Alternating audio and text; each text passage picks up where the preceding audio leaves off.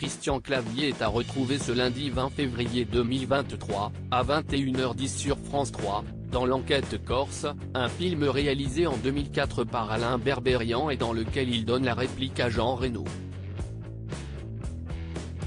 Dans ce long métrage, la star des Bronzés incarne Rémi François alias Jack Palmer, un détective parisien branché s'estimant aussi irrésistible avec les femmes que dans le business, qui décidait d'accepter la mission que vient de lui confier un obscur petit notaire de province.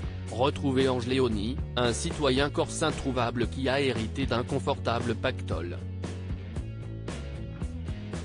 Un film dans lequel il brille, une fois de plus, grâce à son jeu d'acteur irréprochable, et dans lequel il a pu également profiter de l'île de beauté, sa terre d'adoption.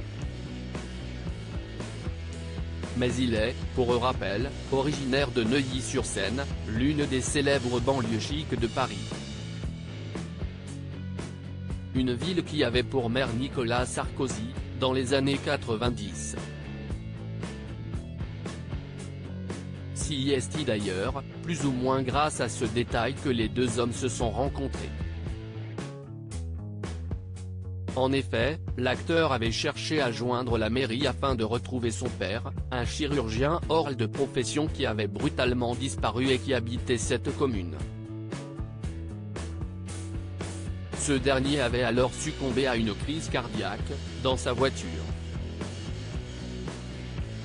Une amitié contestée, un drame notamment raconté par Josiane Balasco dans les pages de Paris Match il y a quelques années. Un jour, Jean Clavier a disparu au volant de sa voiture.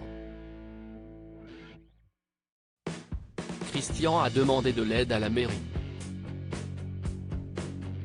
Peu de temps après, son père a été retrouvé dans son véhicule, mort d'une crise cardiaque, racontait-elle, avant d'ajouter, si est ce drame qui a rapproché Christian de Sarkozy, et non ses opinions politiques.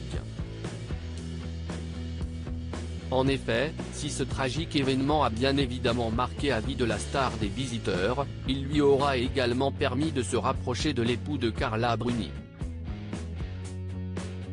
Le comédien avait notamment soutenu le candidat à l'élection présidentielle de 2007, ce qui avait d'ailleurs suscité de vives polémiques, et qui pourrait, entre autres, expliquer son exil à Londres en 2012. Un déménagement qu'il avait entrepris avec sa compagne, la maquilleuse de cinéma Isabelle de Haraoro, avec qui il partage sa vie depuis 2004. En 2018, on apprenait par le biais de nos confrères de Nord Éclair qu'il avait posé ses valises à Bruxelles, en Belgique.